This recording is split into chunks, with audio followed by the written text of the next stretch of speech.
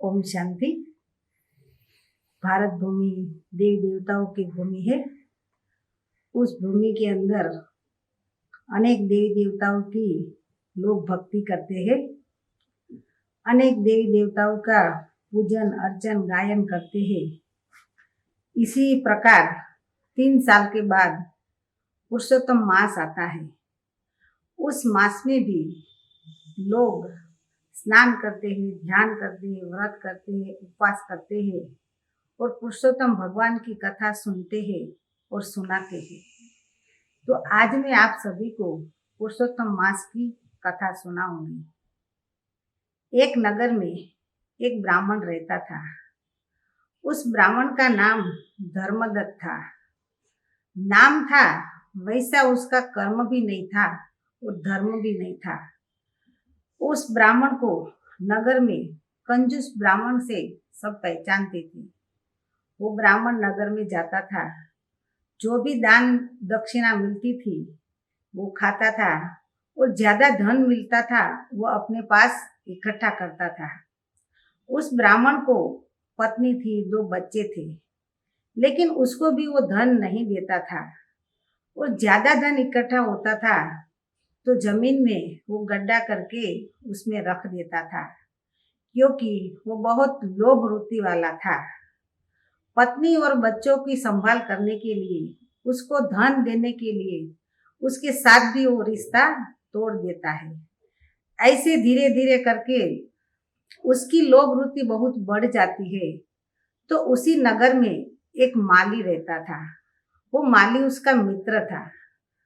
तो ब्राह्मण उस मित्र के पास जाता है और कहता है कि हे मित्र, मैं बहुत दरिद्र हो गया हूँ, मैं बहुत गरीब हूँ, मेरे पास कुछ काम नहीं है, कुछ खाने को भी नहीं है, तो मुझे कुछ काम दो। तो माली मित्र उस ब्राह्मण मित्र से थोड़ा रहम आया और बोला कि मेरे पास तो ये राजा का बाग है, उस बाग में मैं मालिक का काम करता हूँ, तो आप भी मेरे साथ काम करो। ये बगीचे में जो फल फूल आता है उस बेचकर मेहनत करो, आधा हिस्सा आप रखना और आधा हिस्सा मुझे दे देना। ऐसे करते करते बहुत समय बीत जाता है। और ब्राह्मण तो था, लेकिन उसकी लोभ वृत्ति थी, तो जो भी धन मिलता था वो अपने पास रख लेता था। बहुत दिन के बाद उसका माली मित्र आता है और उसको कहते हैं कि हे मित्र, जो कुछ भी धन हुआ कमाया है उसमें से मुझे आधा हिस्सा दे दो। लेकिन ब्राह्मण की देने की तो भावना नहीं थी। तो ब्राह्मण कहता है कि हे मित्र, इस बगीचे में जो भी फल आया वो बहुत सारे फल सड़े हुए थे और बहुत सारे फल पक्षी आकर खा गए और मेरे पास तो कुछ भी नहीं है। तो माली मित्र निराश हो जाता है और वहां से चला जाता है। तो ये ब्राह्मण मित्र, उसका जो मित्र था, उसके साथ विश्वासघात करता था। तो ब्राह्मण जन्म होते हुए भी उसने कोई अच्छा कर्म नहीं किया था। तो 2-4 दिन के बाद वो बीमार होता है और बीमारी के कारण वो शरीर छोड़ देता है। शरीर छोड़ देता है तो यमलोक से यम के दूत उसको लेने के लिए आते हैं और यम के दूत उसको यमलोक में ले जाते हैं। तो यम देवता उसको देखते हैं, उसका कर्म का हिसाब किताब, तो उसने कोई अच्छा कर्म तो नहीं किया था, कोई दान पुण्य नहीं किया था, तो उसको नरक योनि में भेज देते हैं। थोड़े समय नरक योनि में भोगना भोगकर फिर उसको पिशाच योनि में भेजते थे। वहां थोड़ी भोगना भोगकर फिर यम देवता कहते हैं कि अभी इसका क्या करें। तो उसका कर्म अच्छा नहीं था तो उसको फिर बंदर योनि में पृथ्वी पर भेज देते हैं। तो यहाँ वो ब्राह्मण दूसरे जन्म में बंदर के रूप में पृथ्वी पर आता है। तो बंदर का काम तो हम सबको पता ही है कि वो इधर उधर भागता रहता है, उसमें चंचल वृत्ति होती है। तो एक वन से दूसरे वन, दूसरे वन से तीसरे वन वो भटकता रहता था और उसका पिछले जन्म का भी ऐसा कर्म था, तो बीमार हो जाता है, उसके मुख में छाले पड़ जाते हैं, तो वो कुछ खा पी नहीं सकता था। तो ऐसे भटकते भटकते एक वन में पहुंच जाता था। वो वन में बहुत अच्छा तीर्थ स्थान था। वो तीर्थ स्थान में एक तालाब था, हरा भरा बाग बगीचा, झाड़ फल फूल बहुत अच्छा था। तो वहां जाकर वो बंदर खुश हो जाता है। खुश तो था, लेकिन उसके मुख में छाले पड़ा हुआ था, तो वो खा पी नहीं सकता था। तो वो क्या करता था, उसकी चंचलता होती थी ना, तो वो झाड़ पर चढ़ता था, फल तोड़ता था, फिर नीचे आकर फेंक देते था। ऐसे करके वो नीचे पड़ा रहता था। उसी समय नारद जी वहां से पसार होते हैं। तो नारद जी वो देखते हैं, ये बंदर और ये तीर्थ स्थान पर आया, लेकिन वो दुखी क्यों है? ऐसे पवित्र स्थान पर तो सुख होना चाहिए, लेकिन वो खा भी पी भी नहीं सकता है। तो उसको बहुत सारे प्रश्न उठते हैं।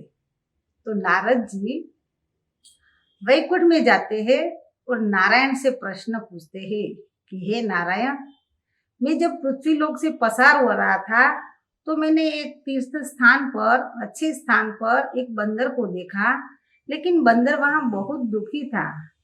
तो ऐसा क्यों? और उसने ऐसा कौन सा कर्म किया है कि वो ऐसे अच्छे स्थान पर आते हुए भी दुखी है? तब भगवान नारायण नारद जी को उस बंदर की पिछले जन्म की कहानी सुनाते थे कि हे नारद जी, ये ब्राह्मण पिछले जन्म में धर्मदत्त नाम के रूप में पहचाना जाता था, लेकिन वो बहुत कंजूस था। जो भी धन मिलता था वो अपने पास रख लेता था। उसका नाम धर्मदत्त था, लेकिन कंजूस होने के कारण उसने कुछ भी अच्छे कर्म नहीं किए और उसकी बीवी बच्चे सबको छोड़ दिया। तो वो भी खराब कर्म किया। और दूसरा उसका मित्र था, बहुत अच्छा मित्र था, लेकिन मित्र के साथ भी वो विश्वासघात करता है। तो ऐसे उसके पाप कर्म था, उसके फल स्वरूप ये इस जन्म में भोग रहा है। लेकिन इस ब्राह्मण जन्म में जब था, तब उसने एक अच्छा कर्म किया था, जाने अनजाने में। क्योंकि वो जिस नगर में रहता था, उस नगर में एक राजा और रानी रहते थे। तभी पुरुषोत्तम मास चल रहा था। तो उस पुरुषोत्तम मास में राजा रानी ने व्रत रखा, स्नान किया, ध्यान किया और एक दिन सभी ब्राह्मणों को बुलाकर ब्राह्मणों को भोजन खिलाया और सभी ब्राह्मणों को दान दक्षिणा देकर विदाई किया। तभी ये ब्राह्मण इस नगर में रहता था और ब्राह्मण की लोभ वृत्ति थी, तो जाने अनजाने जहां भी कुछ भी होता था वहां वो पहुंच जाता था।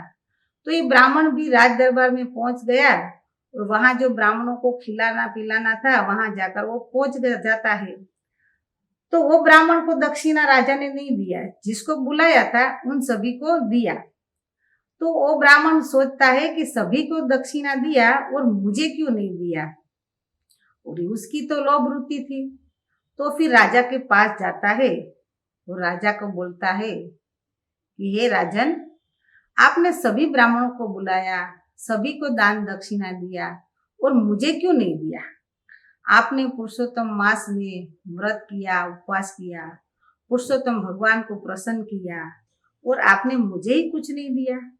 वैसे पुरुषोत्तम भगवान सबकी मनोकामनाएं पूर्ण करते हैं और आपने मेरे साथ ऐसा क्यों किया? तो ब्राह्मण की बात सुनकर राजा को ऐसा लगा कि उसको कुछ देना चाहिए। तो राजा ब्राह्मण को दान दक्षिणा देकर विदाई करते हैं।